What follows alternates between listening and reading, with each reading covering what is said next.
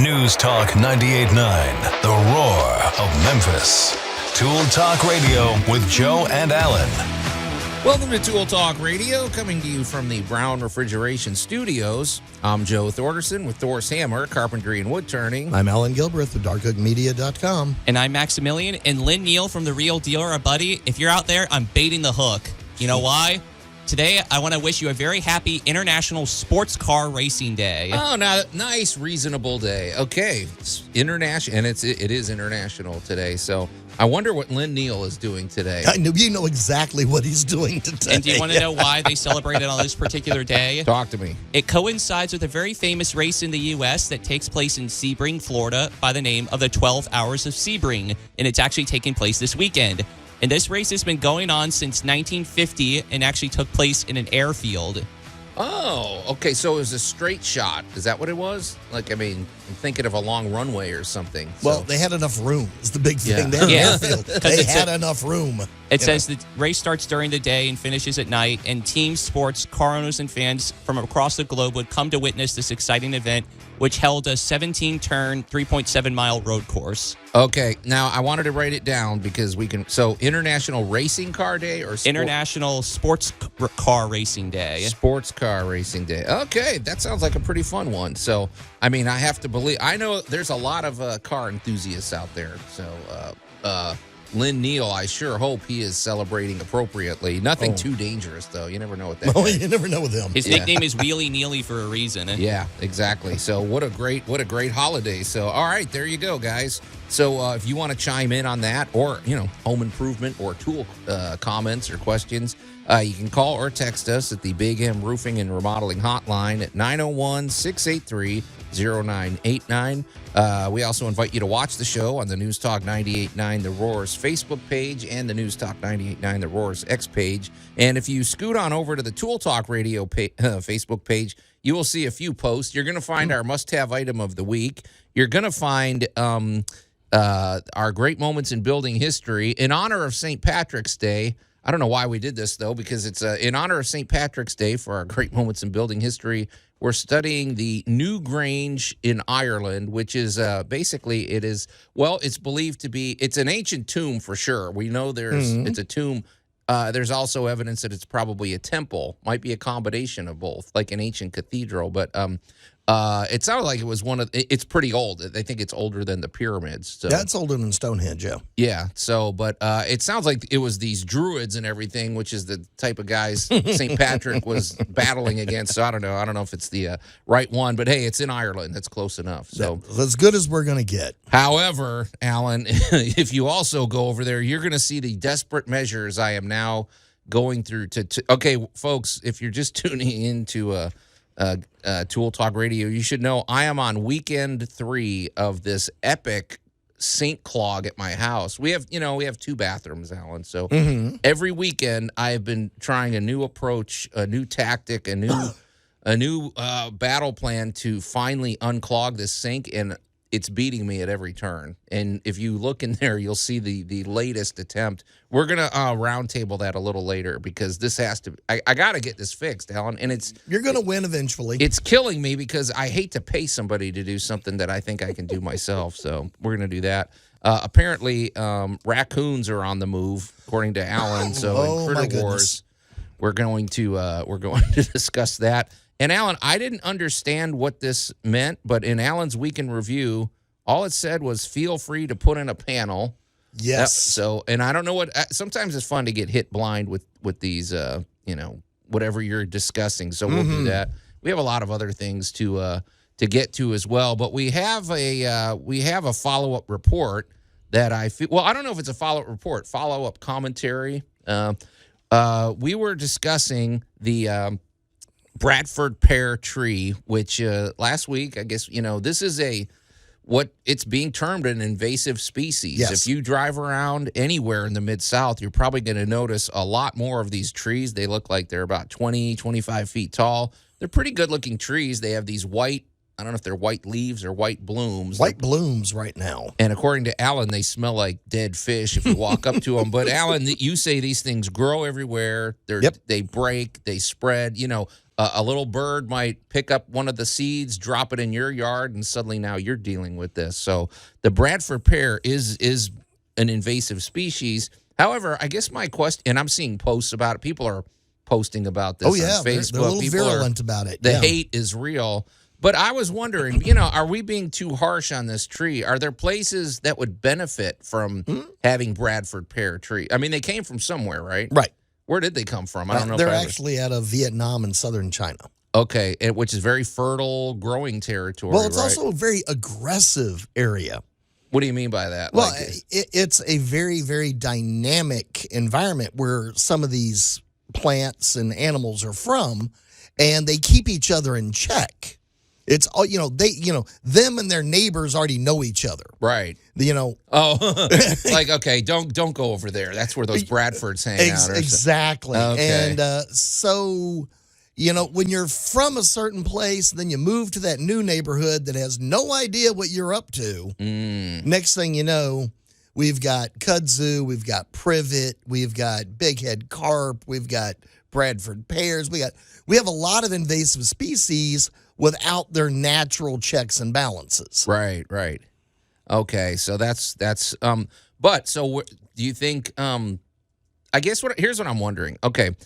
I've seen videos where it's interesting when you look at history. Apparently, ancient Egypt might have had some real fertile farmland and everything. I mean, right Still now does. we think, well, I know, but I mean, when we see the Nile River and everything, we see the Nile, then you get over by the pyramids and everything, and it's just there's a lot of sand and everything. Right. And so, in other words, areas can change. I've also seen where some areas may have been more barren, and through different agricultural efforts, they can make it more fertile. They can. Yes. I guess I'm just wondering, would these work in a drier climate that might help regenerate the soil or some kind of, I don't know. I feel like we're showing a lot of hate at these trees, man. Well, we are, and we should.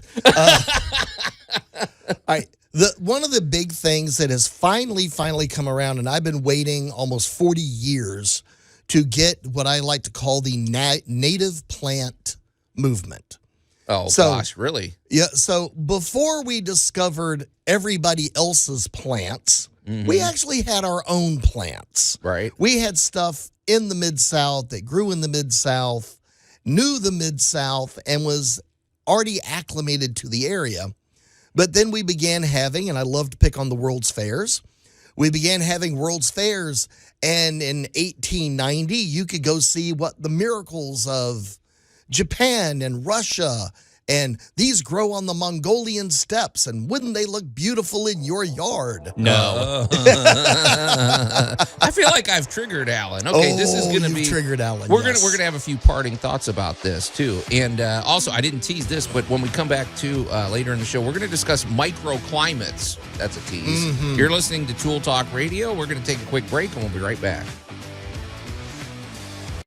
Tool Talk Radio with Joe and Allan. Just a few more seconds of mental preparation and I'll be painting this wall. News Talk 98.9, the roar of Memphis. I mean, I'm tired of those excuses. Just get to work. How much mental preparation do you need?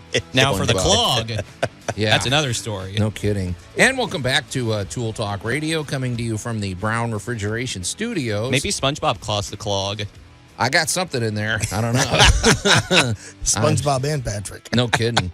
I'm Joe Thorderson with Thor's Hammer, Carpentry and Wood Turning, here with my buddy Allan Gilbreth from darkoakmedia.com and our pal Max over there behind the glass. You can call or text us at the Big M Roofing and Remodeling Hotline at 901-683-0989. And it's a good day to do it. We got quite a few interesting topics on the table. Especially, I would love to hear from you if you are if you're somebody who's really good at unclogging sinks, because I have a epic sink clog, and trust me, folks, I'm trying everything we can think of. We're gonna update you later in the show about my efforts, and if you go to the Tool Talk Radio Facebook page, you'll see the desperate measures that I've gone to. So, hey, but Allan, before the break, we were talking a little bit about, it's a perfect segue into another topic we're going to hit in a minute, but we were talking about the Bradford pear, which, folks, that's the tree you're seeing everywhere here in the Mid-South. It's probably 20, 25 feet tall with white blooms And those blooms are probably going to be going away soon. Yeah, it's you just got going to about look another like week any or other two, tree. and then it's back to just being a tree. And I was asking Allan, I'm like, well, obviously, I mean,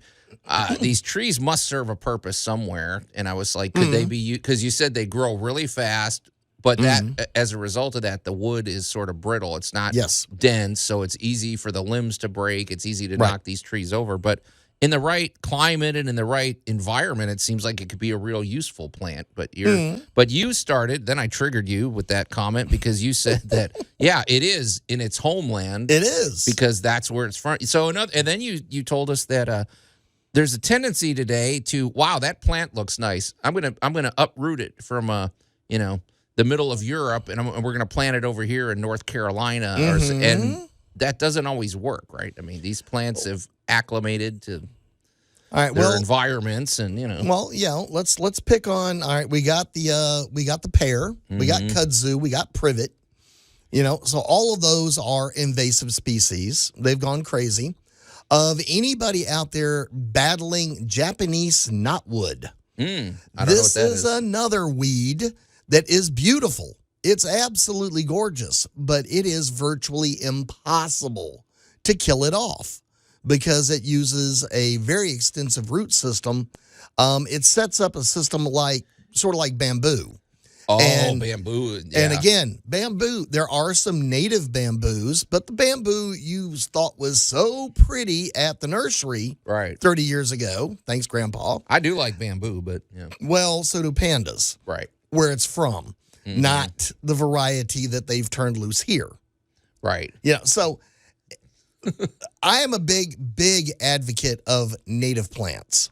You've got something that is native to your area, from your area, that will fill that niche. Now, you guys talk about invasive species from foreign territories, but are there actually things that are foreign that actually are conducive to a new environment? Like kind of how we can grow certain crops in the U.S. that are actually foreign, like, rice or certain types of nuts. Well, would a similar principle apply to plants? Well, I mean, there's got to be some, Allan. We don't want to sound like, complete haters. Yeah. Well, all right. Generally, what we're discussing here are the ornamentals, which are going to be more in your weed family. Your edibles are, and I got a real terrible thing to tell everybody, but your edibles, over the thousands of years we've been playing with them, we have bred them and modified them to be the edibles we see today. Well, I don't doubt that. Yeah. So the carrot that you go buy at the supermarket today is not a wild carrot. It is a domesticated carrot. So a lot of the edibles, a lot of the plants that we really, really want, they're already kind of contained. What we're talking about here is generally when you get into my favorite words from the early 20s and 30s because of the Dust Bowl was soil conservation. Because we had plowed under all the native plants that were holding the soil in place. And honestly, we had a Dust Bowl so big, so bad, it made it from the Midwest all the way to the East Coast. Right. So suddenly we were now on the hunt for, we screwed it up, so now we need a really fast solution. Oh, okay. So it was more of a reaction, getting things like kudzu. And Japanese knotweed and these other things that grow really fast and cover the ground really, really quick. Well, okay. Sounds like the medicine is worse than the symptoms. Well, you can ask Australia about rabbits and cane toads. Right. You can ask the Tennessee River about bighead carp, which were originally brought in to help control algae growth in modern waterways. Well, but this fish is so good at it, he wipes out all the food for everybody else, and now you got a 50-pound fish. I'm not exaggerating. No. A 50-pound fish that is going to freak out at the sound of your boat motor and fling himself into the air. Like I a see missile. those videos on Facebook. Getting cracked in the head by a 50-pound goldfish doesn't sound like a lot of fun. And I know someone's going to say, it's not a goldfish, it's a carp. Yeah. When you get whacked in the head with it, you're going to call it all kinds of names. Oh, yeah. So welcome to invasive species. They're not supposed to be here. So when it It's comes just to the this, biggest thing. They got a home. They're great in their home. Mm-hmm. Now, the one redeeming feature I have for the Bradford pear that I highly advocate is for those of you who like to grill and barbecue, it is a pear tree. It's a terrible example of a pear tree, but it is fruit wood.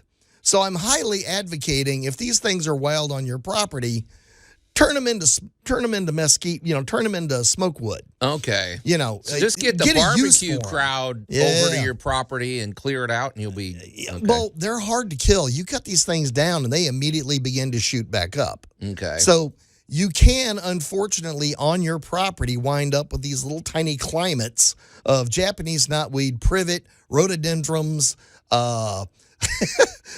Bradford pears. You can wind up with an entire property full of invasive species. Okay, so just use caution, I Yeah, guess. welcome to them, and if you got them, try to get rid of them.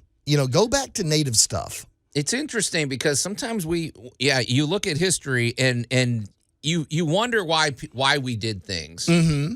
But then you find out, well, it's a reaction to something else, and it makes sense why you did it when you look at it in those terms. But then there's long-term effects for yes, yep. You can't. Then you kind of go, well, this wasn't that great of an idea. In Europe right now, they consider rainbow trout an invasive species. Oh, and well, trout's a great fish. They're great fish over here with us where they're from, right? But they thought they were so great that they were introduced into Europe. Right. And guess what? Our cute little rainbow trout are beating up the cute little European fish and taking over their territories. Well, it's pretty thought-provoking. Yeah, it goes both ways. Well, it's a perfect segue into something I wanted to ask you about, because last night, so I'm driving, and here's what triggered this idea. We're going to shift gears, and we're going to talk about something. I don't know if this is the right term, but I'm going to just, for lack of a better term, call them microclimates. That's the perfect word. Okay, so I'm driving down the road, Allan, and somebody had one of those really nice, those motor homes, but they're like the kind that you tow behind you, and then you set it up when you go camping and you do your whatever. And I'm like, I wonder how you keep the air conditioned in that place, because they're driving and it's probably hot and it gets cold and what kind of climate is going on inside that motor home. And then I thought, well, every one of our homes, we all keep a different type of home. Some of us have pets, some of us have plants, some of us are messy, some of us are neat. I was thinking, so from that point of view, here in the Mid-South or in any city, you could have hundreds of thousands of homes that have their own, you could say, microclimate. Like my climate at my house is different than yours. Mm-hmm. And what does that do when we have hundreds of thousands of microclimates? There could be microbes that grow in my house that don't grow in your house. And what happens when we cross paths and when we cross-pollinate, and what are all these little microclimates doing to our city and to our world? Well, I thought the Ghostbuster said not to cross the streams. Yeah, I don't know. That's what we're saying. So, Allan, it kind of interested you, and so that was sort of my idea. Is like what? Well, is it good to have a diverse amount of microclimates, or is that a problem? So that was as a person who works in healthcare, microclimates are dangerous at best. We all have them, right? We all have them. All right, so here we go. We have two contradictory problems. Okay. A, you have your world is too clean as a child. So mommy and daddy are clean freaks, and you are raised in, absolutely a pristine environment, and then you go to school. Or you get out of the house. Or you go to your friend's house. Next thing you know, you become, a snot rag of all type of pestilence because you don't have any resistance. Mm-hmm. You weren't exposed to enough stuff. This is also where you get a lot of allergies, where children aren't exposed to peanuts or seafood, or, there's a whole category of stuff where we are, on one hand, we can be too clean. Now, flip side that same coin, and you can go look at information from the World Health Organization, and they talk about like 3.2 million people a year die because of things inside their household air pollution. Exactly. I mean, I'm just thinking, okay, cool. I knew this would trigger Allan. It's so easy to do here. And we're going to continue triggering him when we come back here on Tool Talk Radio.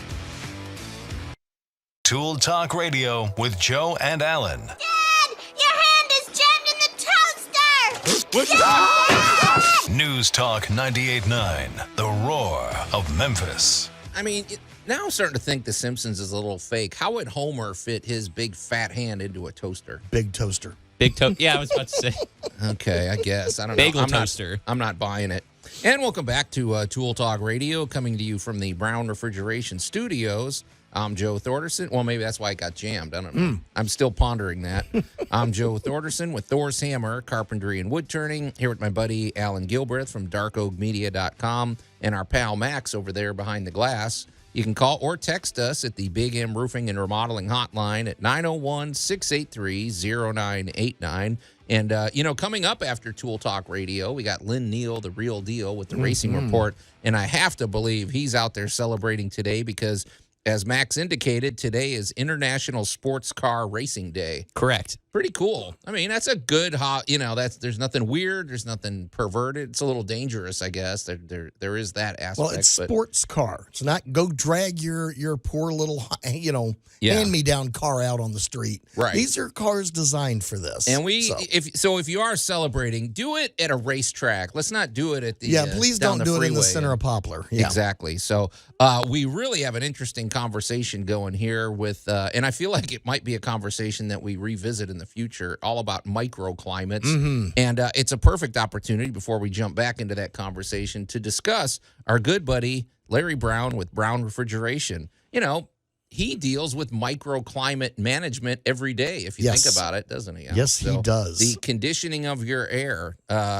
We love Brown Refrigeration. It's such a great business culture that Larry's created. They are a rock solid company. They've been around for 40-something years. They're not going anywhere. They have a great technicians, great staff, and they're always at the cutting edge of HVAC technology. They love the train systems because those are always They're always innovating and they're always making these systems more efficient. And that is one thing that you need.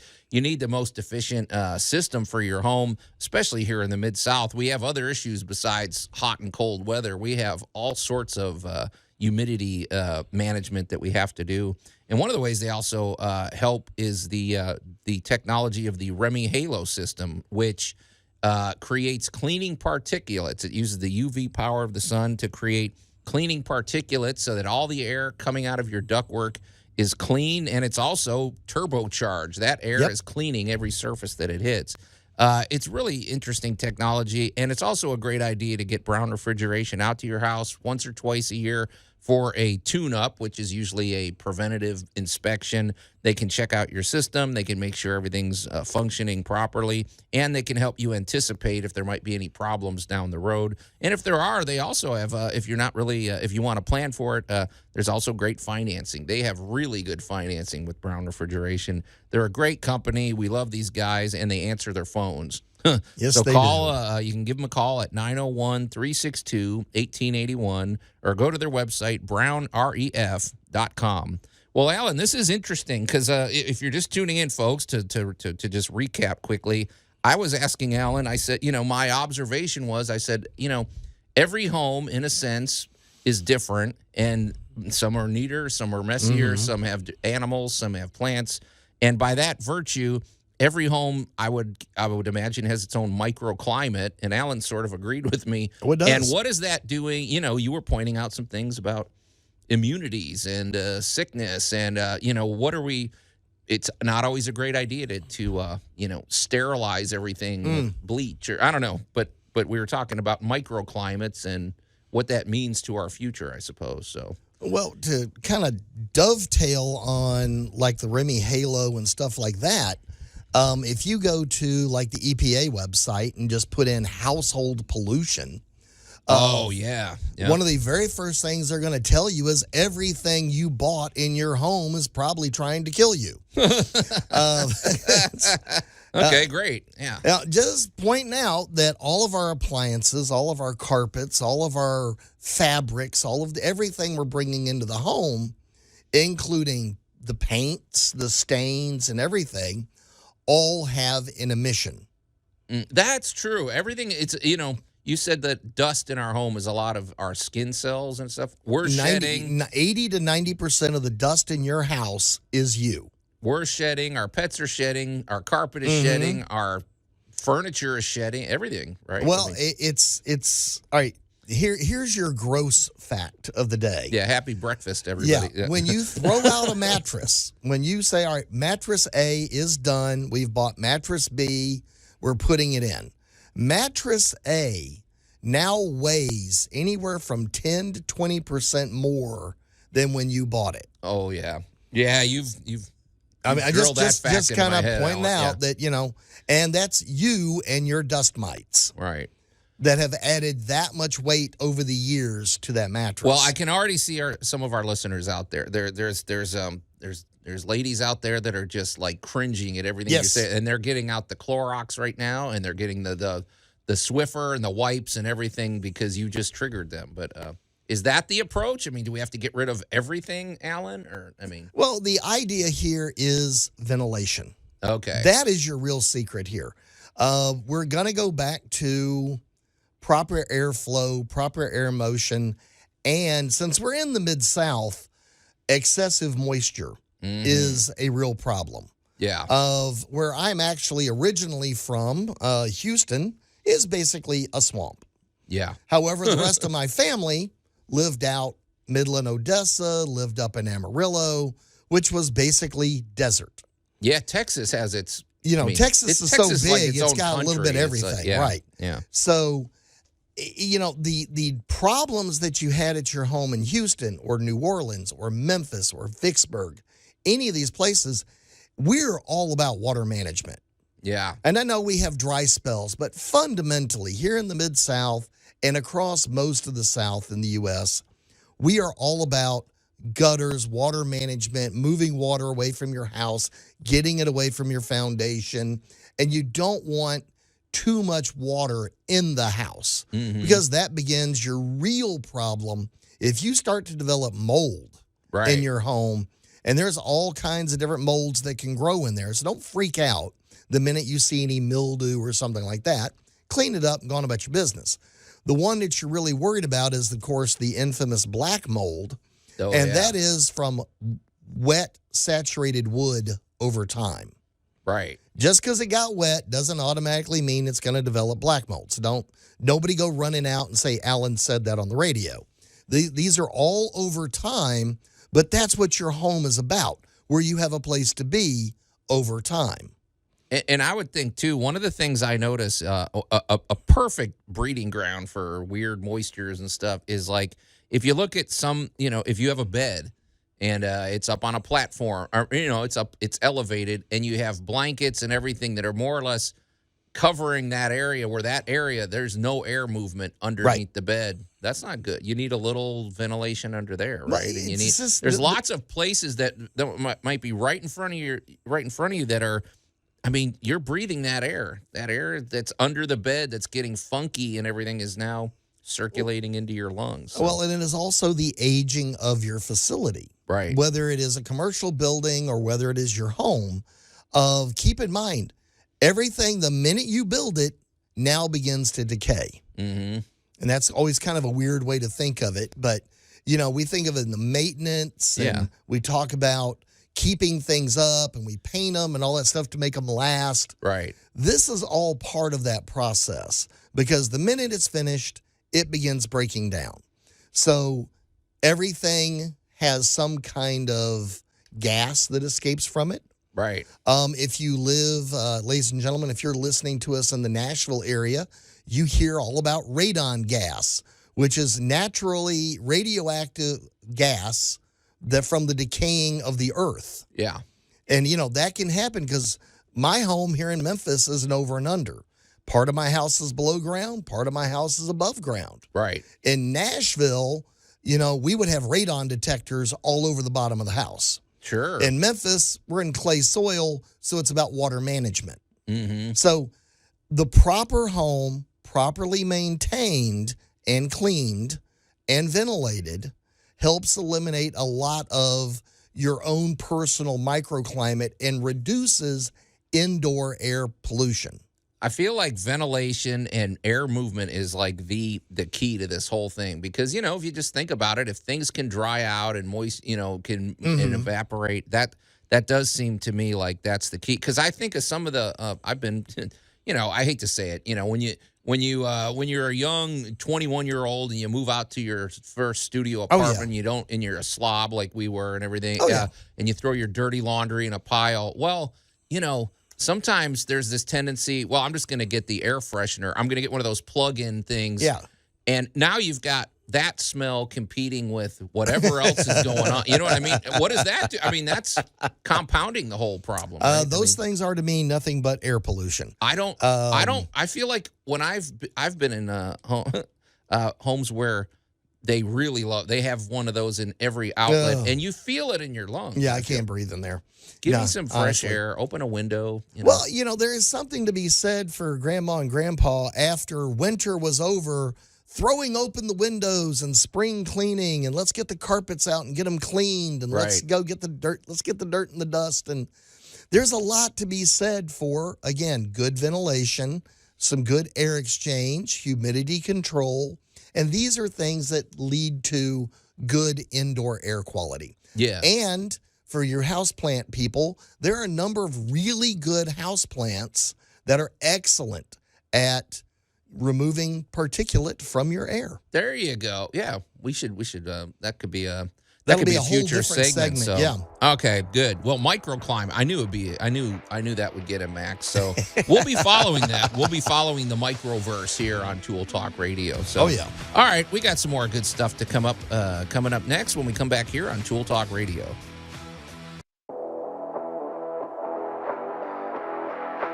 News Talk 98.9, the roar of Memphis. Tool Talk Radio with Joe and Allan. Brought to you by Elephant in the Room Pet Therapy. Emotional health experts agree that having a pet in your life can be beneficial. And naturally, the bigger the problems you have, the bigger the pet you will need. So if you're feeling emotionally fragile, consider bringing an elephant into your home. Elephant in the Room Pet Therapy, the big solution to your big problems. I find no flaw in that logic, Allan. I think that is brilliant marketing. I will say I do not subscribe to the hippo in the room pet therapy. Those guys are mean, man. Those are more for the pool. Yeah. And welcome back. Great sponsor. I love our sponsors here. Welcome back to Tool Talk Radio, coming to you from the Brown Refrigeration Studios. I'm Joe Thorderson with Thor's Hammer, Carpentry and Wood Turning, here with my buddy Allan Gilbreth from darkoakmedia.com and the On the Ball Max with that great sponsor. You can call or text us at the Big M Roofing and Remodeling Hotline at 901-683-0989. Also, you should know today is International Sports Car Racing Day, and if you're a sport racing enthusiast or a car enthusiast, I know that there's people out there. I met a guy the other day. He's one of these rat rodders. Oh, and he's buddies with Lynn Neal, the real deal, who's coming up next here. And he's a car guy. He's got his garage he's a motorcycle guy. And I know you're out there and you're listening, so send us some pictures. Send us we'd love let to us see know your how you're garage is celebrating. Set up. Yeah. Absolutely. So in a minute, Allan, we're gonna find out what you did this week. But let's get to our must-have item of the week, which I am holding up to the camera. So go ahead and tell people what I'm holding up, Allan. Oh, my gosh. The long nose locking pliers, the vice grips. Long nose, but don't fail to mention with the comfort grip. It's got the rubberized comfort grip. These are vice grips, which I'm sure everybody knows what a vice grip is. These are different, though. If you can imagine the front of the vice grip being more like a real stout needle nose plier type thing. Mm-hmm. These are great. That's why these exist, because vice grips are great. Mm. However, the inside of the vice grip's kind of round. sometimes you need to clamp something a little flatter. Yep. This thing is outstanding, man. This is I love this. And I love the easy release. This and the rub, I will say vice grips, if they have a fault, if you use them incorrectly, they can pinch your fingers. They can, you ever have that? Or they pop loose at the wrong moment or something. Well, I actually just used a pair of those replacing the wheel systems on food delivery carts in a hospital last week. So I don't doubt it. Yeah. Because where the bolts were, they're kind of up in the bottom side of this thing, so you really can't get to them. Yeah. So everybody was like struggling and fighting. I'm like, I'll be right back. I'm going to the truck. Come back Hold with a my pair beer. of those and slap those babies in there, got them clipped, and, as a friend of mine loves to say, 10 minutes later, Bob's your uncle. There you go. Boom, job handled. They're great tools. I will say this, and one thing with vice grips are about as primal and basic as you can get. However, one thing, and I'm sure you know where I'm going with this, Allan, the little adjuster on the bottom that adjusts the tension, that takes a little getting used to because when you clamp it, for one thing, if it's too tight, you'll probably damage whatever you're clamping, or you won't even be able to close it. Right. But if it's too loose, you've just made these things completely ineffective. So getting that tensioner just right takes a little finesse, but you'll find your comfort zone and everything. But I love these things, and I don't know. I think I paid $15 for this, and it'll be in my tool arsenal for forever, decades to come. So the long nose vice grips, that's our must-have item of the week. So such a good tool. Okay, I don't know if this is going to be good. Let's shift gears, Max. Go ahead, man. Oh, the humanity. And that hideous rejoinder can only mean that we're going to learn what Allan did this week in Allan's Week in Review. So, hey, I appreciate you lowering the volume for the scream, though, Max. Thank you. That was unintentional. Well, I don't mind it. I'm not. My eardrums are not complaining. So, Allan, I don't know what you did, but it's the only tease it says is it said, feel free to put in a panel. That's your advice, and that's your commentary for your Week in Review. Yeah. What does this mean? All right, I had basically 3 different things happen to me this week that all wind up with a similar solution. Of one, do not hide things in your wall. Just for the well, what if you want to keep your valuables in there? Or something, No, I'm talking like wall sockets, GFIs, weird plumbing things that you did that you don't want nobody to find out about. Oh, yeah. Yep. Please don't hide stuff in your wall. And for heaven's sake, if you don't know how to wire something properly, don't. just don't. I find I run into these themes sometimes. Yeah, I was going to say your life is taking on a theme because you just talked about this before. With you do one job, and you discover that there was a junction box in the wall behind the sheetrock where somebody had covered it up. So that automatically cues me that I'm probably going to see this 6 more times this week. Yeah. And I did. It's funny how that works as a contract. Sorry, Allan, but I just want to put a call. If you're a contractor out there, I think you know what we're talking about. You may not build whatever it is. You may not build a pergola for somebody for 5 years, and then all of a sudden you get 6 people in a row that want you to build them a pergola. Yep. I don't know why that is. I don't know why the universe does that, but anyway. Well, knowing that the universe was going to do that to me, I went ahead and ordered half a dozen 14x4 pop-out panels. Oh, you saw it coming. It's just kind of like, I've seen one. I know it's coming. I know this week is coming. So I went ahead and ordered them, and I used all 6. Really? I mean, this is a boom, boom, boom. One was for a plumbing, one was behind a shower, a couple were for wiring, and another one was just for sheer convenience on like a reach through. Wait, can you describe what you're talking about? All right, a 14x14 pop-out panel is nothing more than a heavy Lexan type material that is a frame. So it's just a little square frame, and it has a panel that will actually pop into it. And it's fireproof, and it's heat and cold resistant. And what these things are basically for is getting access to, let's say, a shutoff valve. Or you got stuff you don't want just hanging out of the wall, but you might need access to it later. But you might have to get to it. Yeah. A laundry room comes to mind. There's Oh, probably, my gosh. Yeah. 10 years from now, you're going to need to get behind this shower. Right. Oh, yeah. Perfect. Well, yeah. now, you instead of having to go cut open the sheetrock and pull, do all this damage, you could have just installed this cute little panel. And you open it up and you're ready to work on And you pop that, the plate out, and what you're reaching for is right there. And it should be, by being 14 inches, in theory, fit perfectly in between studs. So if you cut a hole in the sheetrock, yes, unless some weirdo studded every 12 inches, but, whatever. But 14 by 14 does fit right there between the studs. And you know what? If you want to wallpaper it or paint it or put something decorative on it, just as long as you can still use the panel, right, you can sort of make it disappear into the wall. So my free advice here, especially if you're purchasing a home and you go through and you've had a problem before with plumbing or the drain or the sink, or again, 2 calls this week on bad showers. Yeah. All right. So you got to cut open the sheetrock, and I always look at them and go, well, your wall's going down. Right. And they kind of, well, we got to fix this. Yeah, you do, with walls coming down. And it could have easily been handled through one of these panels. So I'm just pointing out as an option, and these were common in houses 50s, 60s, early 70s, and then we got all decorative and we didn't like that anymore. So we started, we'll just hang a picture over it. It'd be like hide it, put the wallpaper over it. And then you started losing them because you're the second owner, third owner. You don't know where the junction box is. You don't know where that piece of plumbing is. So now you're cutting a big hole in the wall where before, I remember a house I lived in back in the late 70s. Yeah. They had these little framed panels everywhere, very decorative from the 50s. But my gosh, it made it easy to get in and check stuff, look at things, and make sure you didn't have a leak. Right. And the best one was a shutoff valve.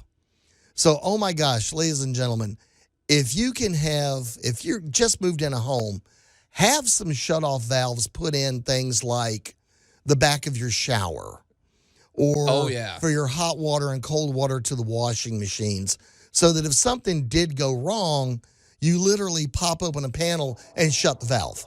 And I bet there's a way to make these decorative or to, make them a showpiece rather than functional. So just from my experience, don't be afraid of panels. Okay. Boom. There you go. Well, hour 1 of Tool Talk Radio is in the can, but hour 2 is shaping up to be something very interesting. So stay tuned here on Tool Talk Radio.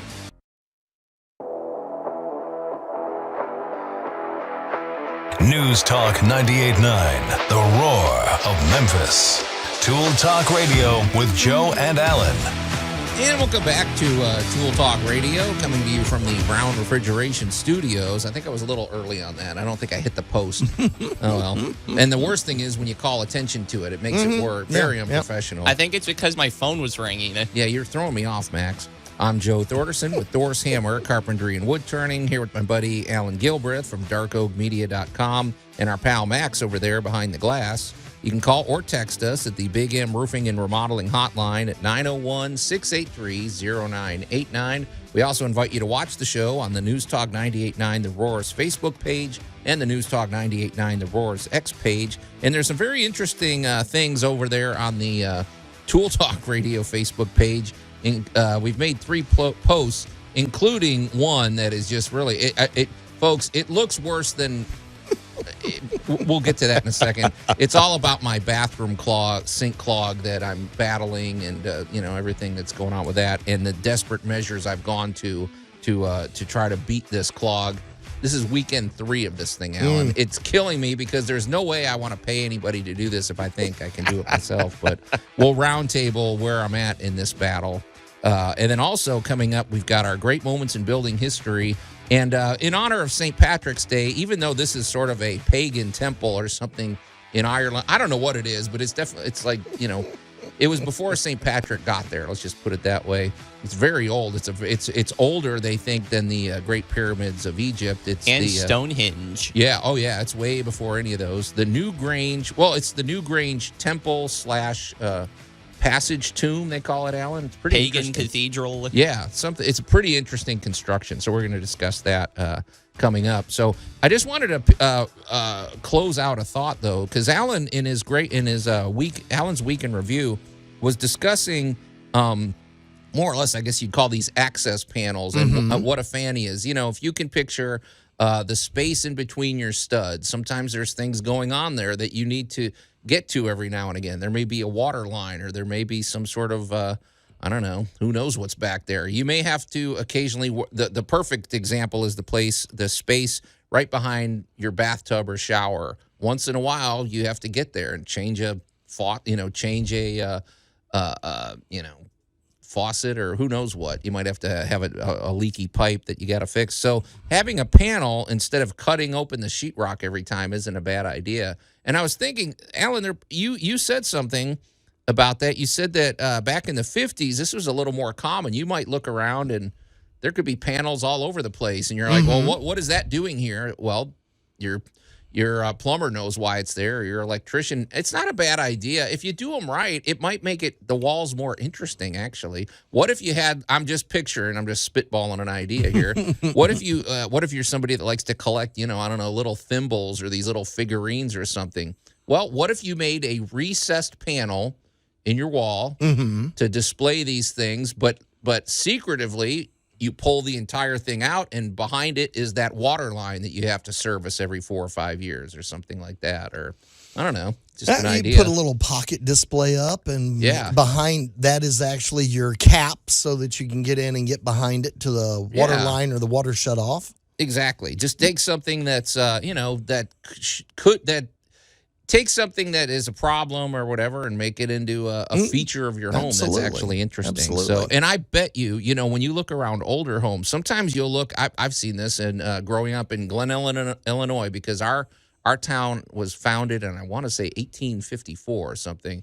And we have homes that go back that far. And sometimes you'll walk around and you're like, okay, why is there this giant door here on the whatever and on the outside, and it's sort of this this little square door? Well, you find out it was a coal chute or something like that. Back in the day, that's where they shoveled it in. So it's interesting when you look at some of these old features, and might make your home more interesting. Some of these old features have really got great new uses. And my favorite, again, and I'm going to throw it in, if you have the opportunity to add shutoff valves to your home. Oh, yeah. Yep. If you have you live in a home that it's in the epicenter of changing of the guards. Your home was just before this, but just after that. Right. Because your house is 72 years old. So, your house is 72.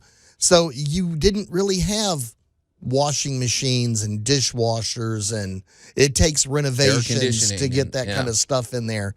And I just cannot advocate having proper shutoff valves to make your life so much simpler. Sure. Because, something goes wrong in that shower and now hot water won't quit running. You could pop open one panel, throw one shutoff valve, and now you're not wasting water until you can get the plumber there. You can have a new O-rings installed or whatever. Yeah, because when you go to replace it, it's just as easy to put that than just splicing in another piece of pipe. Why not? It's going to happen. Do your future self a favor, or do that future, whoever owns your home in the future, do them a favor. Yeah. Well, I hate to say it. That would be like a huge selling point to me. Sure. And you can access this because we put shutoff valves here, and here so that you can not have to run out to the street. Yep. And get the water key, again, another must-have item. Yep. And shut off the whole house why not be able to shut off, that part of the house? That is a good point, because it makes you a conscientious homeowner, and it makes, if you're selling the house, I think I'd be impressed if somebody told me that. And by the way, in the back of this closet, you can turn off the entire upstairs while, nobody lives up there. Don't put water up there. Don't have pipes freeze. You know, that kind of stuff. Pretty cool, man. So, all right, I'm going to just tease this. I don't know if we'll have time to unpack the whole drama. But, Allan, okay, I went out of town. Gosh, what was this now? 3 weekends ago. Went to Chicago, came back, and I found out that the sink, the downstairs bathroom sink was clogged. Okay. I hear that all the time. Every 6 months or so, it clogs because, things go down the drain. So usually it takes about 5 minutes to fix. It's right there down by the U-bend. It gets all gunked up. There's hair. I take it out, I clean it, and I put it back, and it's fixed. Well, not this time. This clog, okay, I cleaned it out there, but the clog is further. It's in the wall down the drain somewhere. I've tried, I have three different types of snakes. The pipe cleaners, folks. The one is thinner, one is thicker, one has you attach the end to a drill, right? And it's got a plastic sleeve, and the sleeve stays put, and and it's real slick, so it gets in there pretty good, and then the front spins. That didn't work. I've tried CO2 powered plungers.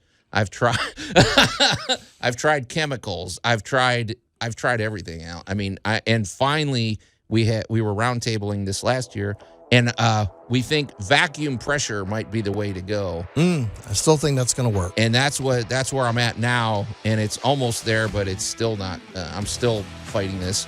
We'll continue the drama when we come back here on Tool Talk Radio. We're going to take a quick break, and we'll be right back.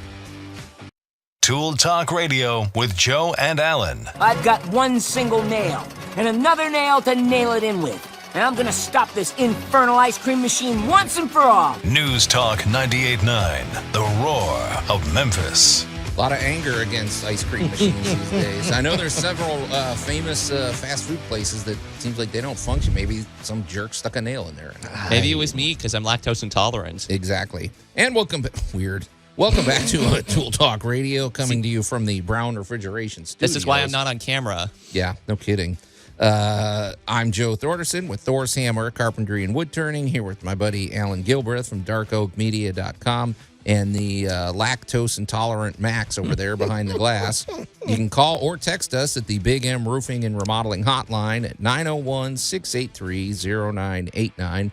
And it's a good day to do it because we have a lot going on in our discussion. And also, we would love to know how you're celebrating International Sports Car Racing Day. So I have to believe one of the ways you'll celebrate is to stay tuned after Tool Talk Radio and listen to Lynn Neal, the real deal, with the Racing Report. I'm sure he's celebrating. Oh, yes. But celebrate on a racetrack. Don't go drive safely. Don't drive safely. around Yes. town with whatever.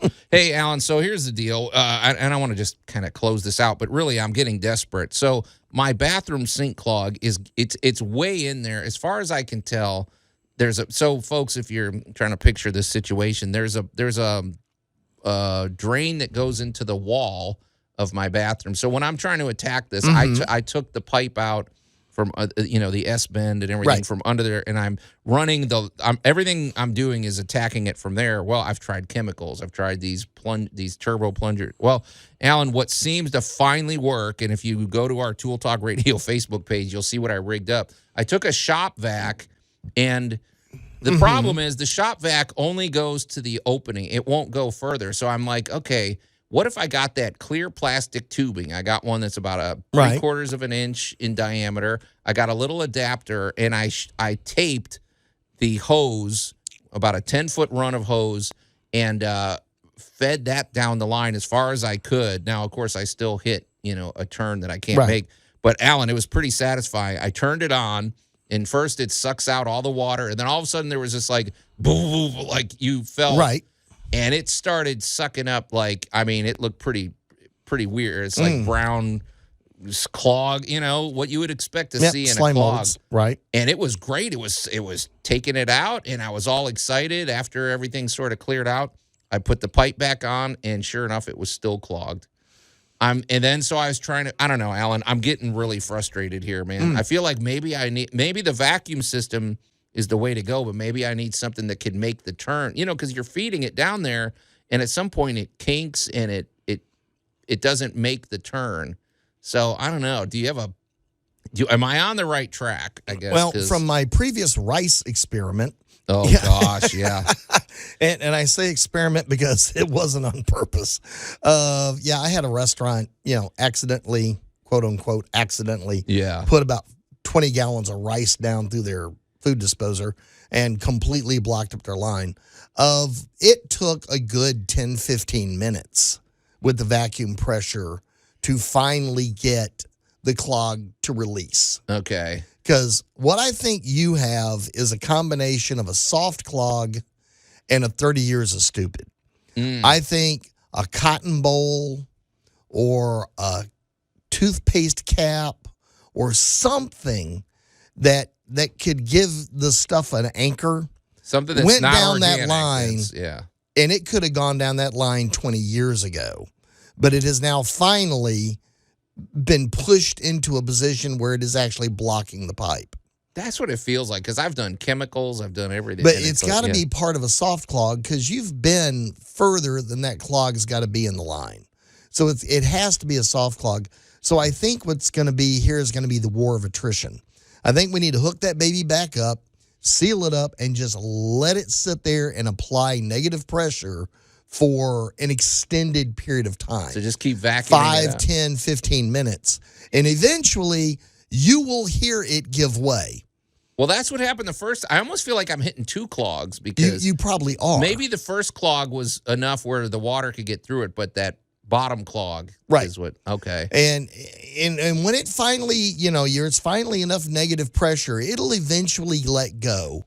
And it's going to be a plastic wrapper. It's going to be a straw. It's going to be some anchor point that the slime molds and hair, I hate to say it, can kind of gather around. Well, what I'm hoping it's going to be, Alan, is maybe it's going to be like a gold necklace that somebody accidentally dropped down there like 30 years ago. And that would be fabulous. That would be cool, But, actually, I hate to say it, but, family jewelry has been found in the plumbing on more than one occasion. Okay. All right. Well, I'll keep you surely by next week I'll have this thing fixed. Yeah. It's not like I'm working on it every day. I mean, we have other sinks, but the weekends, instead of going out and having fun, that's what I'm spending my weekends.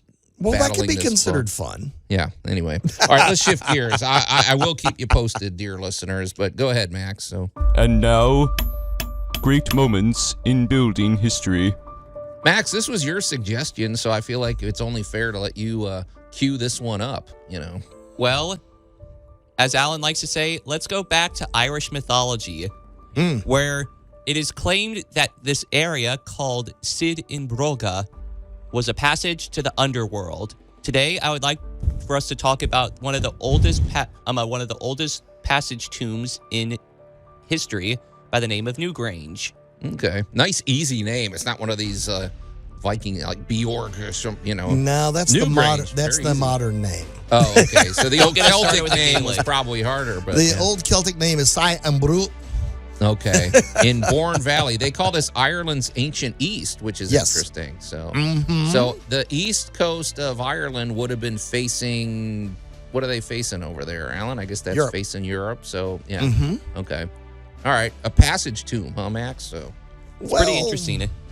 Well, all right, let's kind I of guess you set have the to stage. explain let's set what the that is. stage. This thing is circular. So if you ride up to it, it looks a little bit like you're riding up to a primitive Astrodome kind It of looks thing. like right. Yeah. It's got the big kind of centerpiece to it. It's not terribly tall. It's about 85 meters or about 300 feet wide. What do you mean not terrible? That thing's 43 feet tall. And it was made thousands of years ago. That's pretty. Compared to like a Great Pyramid, it's not gargantuan. Well, I think it's impressive. Well, the fact that it's 2,000 years before the Great Pyramid is very impressive. Right. It covers about an acre of ground, and the real trick to this thing is it is a functioning calendar. Okay, that's what's it, because it's round. The sun plays a serious role. It's got a door. Yeah. And the door was originally surrounded by quartz crystals. Oh, I didn't know which that. Okay. Well, you said you broke out a paranormal place. I'm going to know about this. Yeah. Which I find amazing that ancient mankind understood the value of quartz, which makes our modern world completely possible. Mm-hmm. Well, go ahead, because you've talked about quartz in the past, but quartz under pressure creates a vibration or a frequency, a very exact frequency. So every piece of good quality quartz, when you do this, let me give you your best example. Why do we measure precious stones in carats? Yeah, I don't You know what that is? What? Because all carats, the seeds are the exact same size. Oh, that's interesting. So if something was 10 carats, it was the same weight as 10 carat seeds. Okay. So, but it had to be a way of measuring something.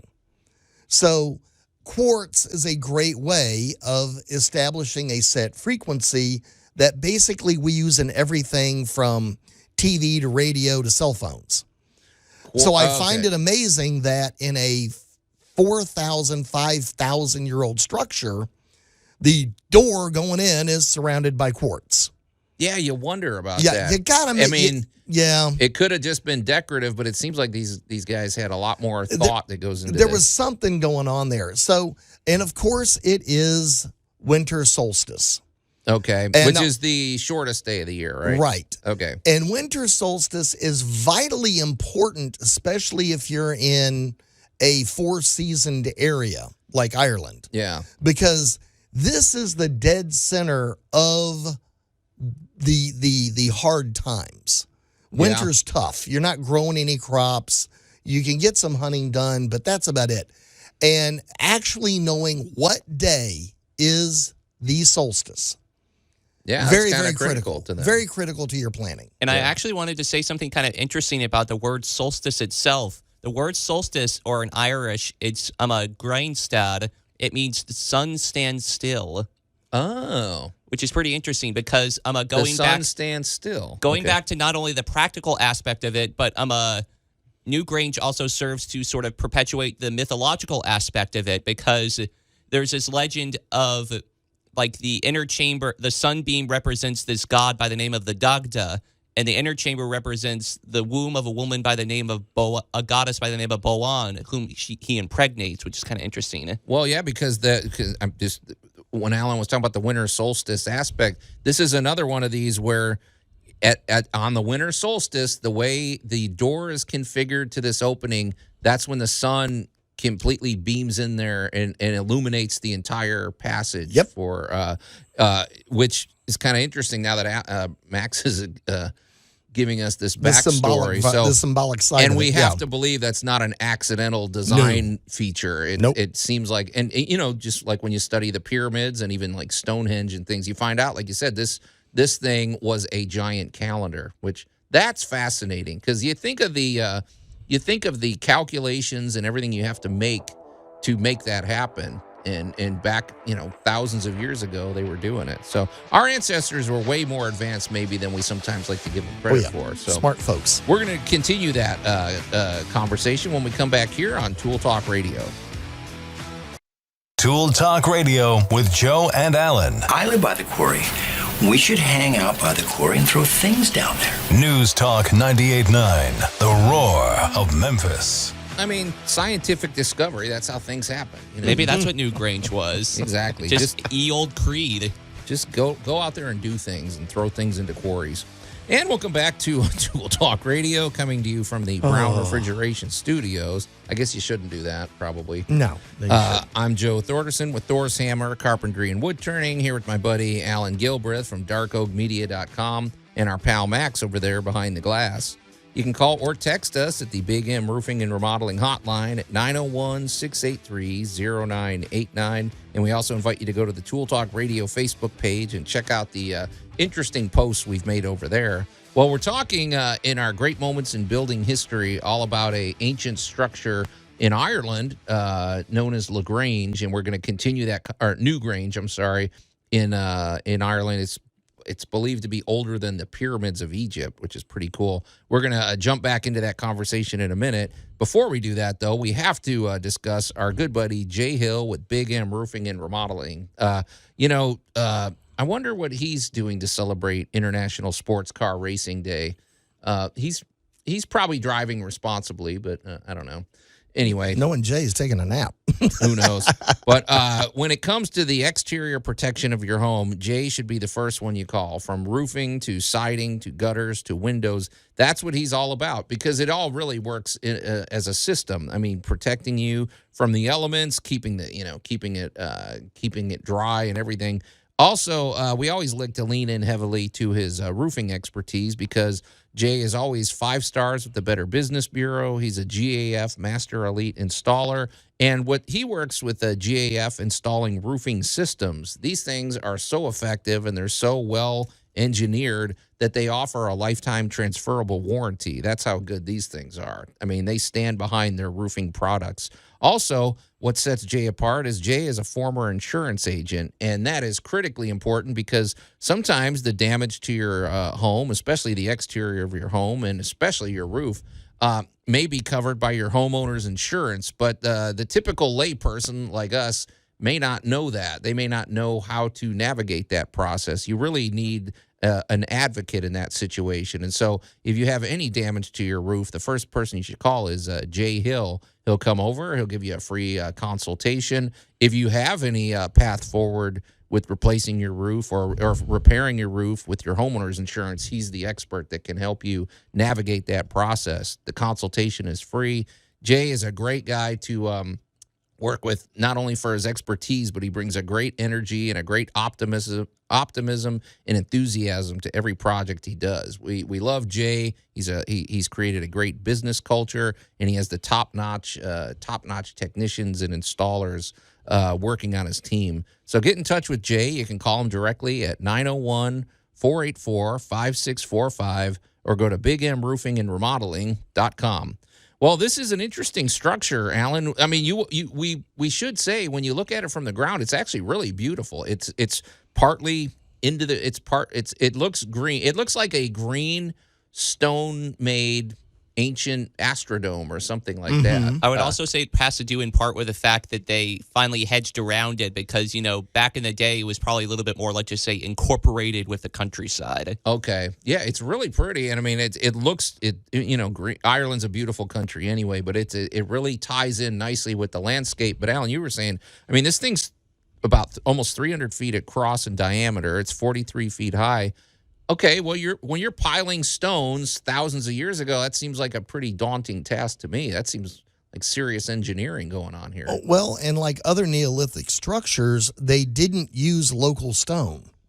Oh, right. Of course, we got to make it harder on everybody. Yeah. We're going to go just in case, ship in the stone from somewhere else. Just in case we needed a challenge. Yeah. Of a lot of the quartz and the cobblestones came from about 50 to 100 miles away.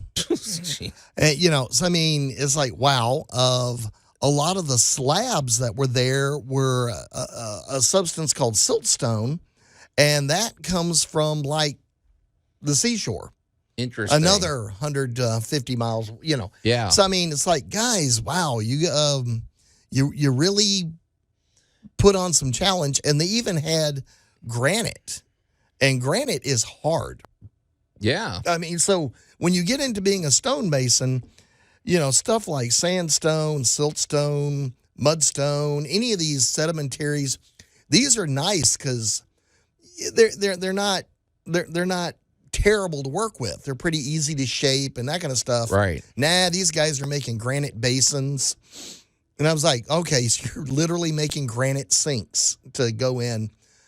And this thing looks far more difficult to me to construct than like Stonehenge or something. Stonehenge is a wide open. Maybe Stonehenge was a dome at one point. I don't know. And then here's what adds to the complications further is the fact that there's Neolithic art on it. Yes. There's these carvings. Yeah, there's these like triple spiral structures called triskels, which are on certain aspects of the structure itself, which is pretty impressive. And not only that, but they had to kind of like top it all off. Like if you look at the guts of it, there's actually a giant corbelled ceiling, which is kind of like this sort of like funnel looking ceiling.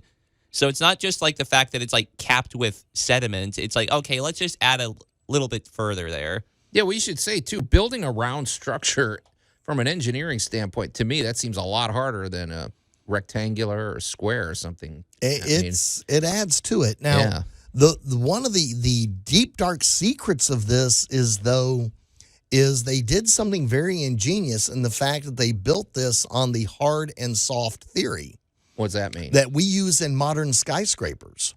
You know, you got to put like you got to get a good base, flat and level, just like we would in any construction now. So you're going to build a house on that little extra lot you got there, Joe. So you're going to go in there and you're going to have all that nice soft soil of leveled out and compressed and made as hard as you can get it. And then you're going to add a really hard layer. Right. So they would go in and put in a big layer of rock, and then they would smaller layer, and then they would go back in with another layer of soil, and then stone and soil and stone. So what they did was they made a building, and we've talked about this many times, that could expand and contract naturally without popping itself apart. And people may be out there going, what do you mean expand and contract? These are rocks. Rocks don't expand and contract. Oh, contraire right now. Everything expands and contracts. Yeah, look at your bricks on the side of your house and see if you've got a crack going someplace. Right. So when you start looking at the construction and you consider, once again, you know, we love to think of the past as being not so bright.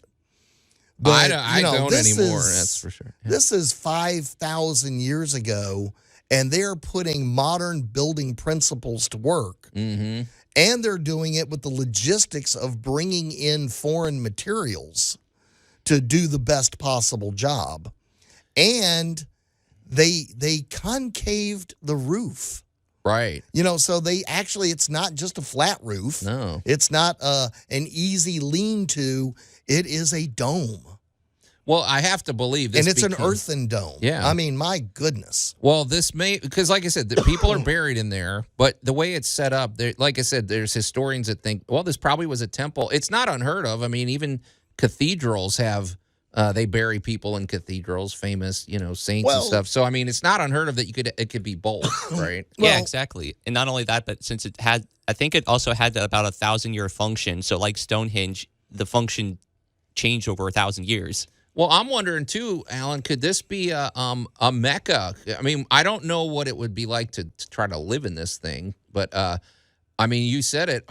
Ireland gets harsh; they get harsh winters and things like that. Would this be a place maybe you would in the winter everybody gathers here, and this could be a community that you? I'm sure at some point it was, because, like Max just said, of why you built it the original time and all of the ensuing uses, because you also find Roman artifacts here around it. So when Rome came in, they came to town. As each ensuing group came in, this was an area that was used. And they know this by, basically the bones and stuff you find around it from where more or less people had lunch. Oh, it's funny you say that, because sometimes, we look at these ancient discoveries and we just assume every time we discover something ancient, it's going to be this great, profound cultural something or some, discovery and a lot of times it's very mundane things that they find. But, people had to eat back then, right, Allan? Well, people had to do the things we do, right? You think about any modern gathering. Right. That involves a place. Yeah. So here we went and built a place. We needed a real function for it. So just right out of the hat, without getting too fancy, this thing identifies the winter solstice. Yeah. Of which then plays into a lot of religious and mythological play. But the simple fact is, if you really needed to know when the solstice was, because the solstice means 6 to 8 weeks from now, we got to start planting. Yeah, you got to plan. So you got to have how much meat saved up. You got to have how many fruits and vegetables and grains do you need to get through the winter? And then the minute you can get into that soil, it's go time. Right. Because you got an X amount of time to grow the food to get through next winter. Yeah. If you watch a modern show like, we have several shows on these days about living in Alaska. Oh, yeah. And it is, and they will tell you the minute that river freezes, this is how your life is. Yeah. And the minute that river thaws, this is how your life, it's very different lifestyles. And this structure was a great symbol of these changes. Okay, yeah, we're gonna wrap up our discussion about the Newgrange in Ireland. Pretty interesting event, or pretty interesting structure. You're listening to Tool Talk Radio. We're gonna take a quick break, and we'll be right back. Tool Talk Radio with Joe and Allan. The world is a question. This room is an answer. And the answer is no. News Talk 98.9, the roar of Memphis. Okay, a lot of love musicals. Yeah. I don't know if I'm going to be seeing that one. And welcome back to Tool Talk Radio, coming to you from the Brown Refrigeration Studios. I wonder what the answer is, metaphorical answer is for Tool Talk Radio. I'd like to think it's a yes, Allan. No. It might be a door. Yeah. I'm Joe Thorderson with Thor's Hammer, Carpentry and Wood Turning, here with my buddy Allan Gilbreth from darkoakmedia.com and our pal Max over there behind the glass. There's just enough time for a quick call or a text at the Big M Roofing and Remodeling Hotline at 901-683-0989. If you're just tuning in, we're in the middle of, we're kind of wrapping up our discussion of great moments in building history, talking about Newgrange, which is in Ireland. It is a really ancient structure. It's believed to be older than the pyramids. There's all sorts of interesting features of this. It's believed to be an ancient temple, an ancient burial ground. It looks to me like a community center. It's huge. It's 300 feet across, 43 feet tall, all made by stacked stones that were not local. I mean, they had to ship these things in and had to go get them in. Yep. So, I mean, and there's also evidence to suggest that there was like stone rings around the perimeter too. I think only about 7 survive out of a possible 32. yeah, I mean, but as Allan was indicating, some things that are pretty funny about when you discover the remains, of course, don't forget you're discovering remains from thousands over the course of thousands of years. You're seeing Roman remains. You're seeing remains from back in the day. And it's interesting how mundane some of those are, right? I mean, it's like every day. I mean, think about it. Why would, if you had gold jewelry or something, you're not going to just leave it at the site. So it seems to me a lot of the remains you'd find would be mundane, be like the trash of the day, right? Well, I mean, it is exactly. And we get excited about that. Right. It's an old broken belt buckle. Yeah. Or it's a button off your shoe. Or, have you ever dropped a coin and lost it? yeah, something like that. Well, 5,000 years later, somebody digs that penny up and goes, oh, they get all excited about it. So Right. It's not fantastic riches that you find in a site like this. It is honestly little tidbits of daily life. Yeah, which is interesting. I mean, it's fascinating. So, And, we discovered that we're messy. We've been messy for thousands of years. and I mean, like Max indicated too, there's interesting artwork. It's if you look at this, one thing that plays a role in this is there's a lot of spirals. And Yes. One thing too, we should probably debunk something. There's a lot of people that think back in the day, thousands of years ago, people thought the earth was flat. I don't know that there's a lot of historical evidence that anybody ever thought the world was flat, except today, these nuts because I was looking at the spirals, and back in the day, you would have had great views of the sky.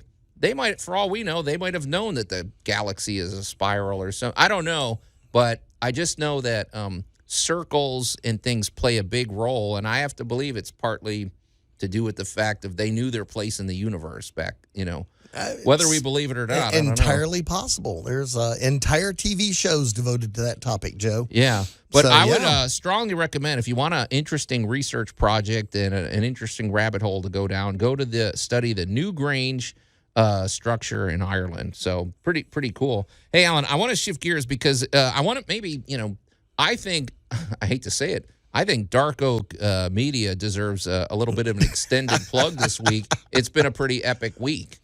We have been very busy of everything from Food Dude episodes, coming up with all kinds of great stuff for the radio people, to some pretty epic of interviews. We just interviewed David Desmulchin over there on Geek Tank Radio.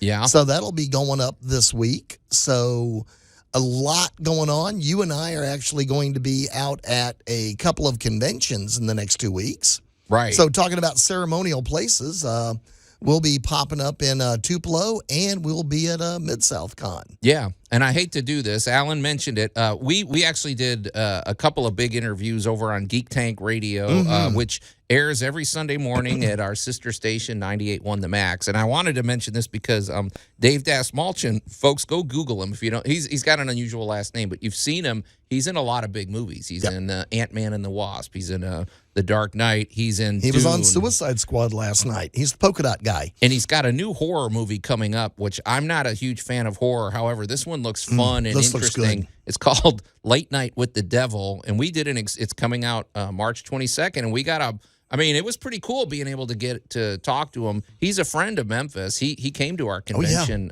Loves it in here. 2018.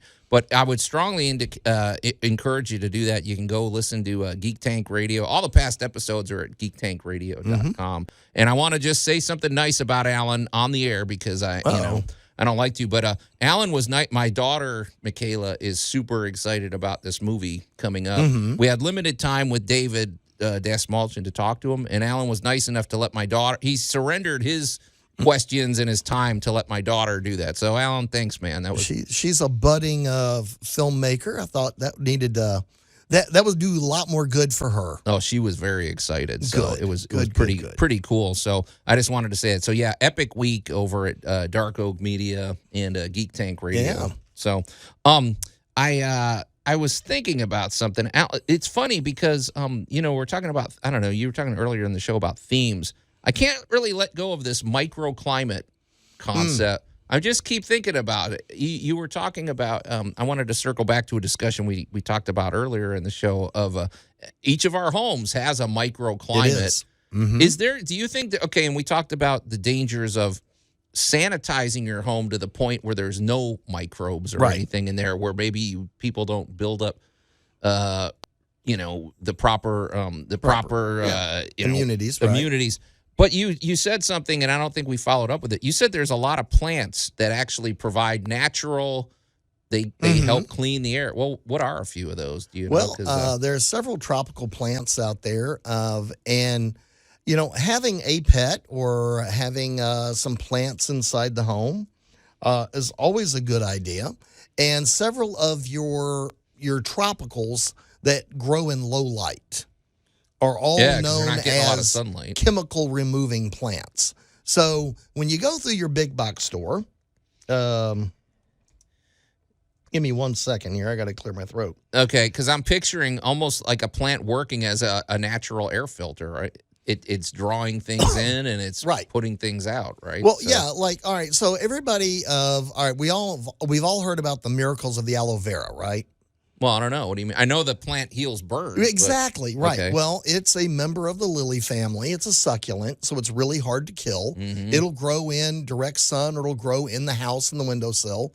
It is also known for removing chemicals from the air. That's interesting. So if you could that's what it zoom in does. on a microscopic level, you're seeing it's filtering. Snake plants, another popular plant to have in the house is good. People like to do sword ferns and different kinds of potted palms. Oh, for yeah, those. yeah. All And of palms these are guys cool. are basically considered air purifying indoor plants. Any plants you would say don't bring it, that are pollinated. We don't want anything that's going to make it worse. I would say leave your potted Bradford pear outside. Don't bring that in. Anything that produces a lot of pollen or something, don't do that. Some of the ferns that people like to do, sword ferns, Bostons, those are all kind of known for, helping purify the air, get the gunk out, bring you a nice living plant inside. What about a cactus? Well, yeah, your succulents, like your aloe veras and that kind of stuff, are all good choices. Okay. Yeah, I feel like that's a better way to go than just using chemicals to get the. Well, it's Easter, the peace lilies. It just dawned on me. Oh, yeah, the peace lily is another big one. Okay. Yeah. So, common plants you'll have in your home periodically. again, properly cared for, properly potted and that kind of stuff, are great additions to your home to keep your air a little better for you. Yeah, I feel like we spend so much effort thinking about the grand scheme and the big picture of the home, but we don't always go down to the microscopic level, which is really where all the action's happening right now. I mean, you know, when you got these plants that are helping turn over the air, more or less, your bromeliads and that kind of stuff, like your air plants, these live primarily on the moisture in the air that's available. Yeah. So they help keep the environment turned over in your home and make it a little better for you. I knew we'd get a lot of mileage out of our microclimate debate, and I'm sure we're going to be discussing it in the future, but not now because we're out of time. It's time to get out of here. So on behalf of my buddy Allan Gilbreth and our pal Max over there behind the glass, I'm Joe Thorderson. Thanks for listening to Tool Talk Radio, and we'll see you next week. Go hit the races.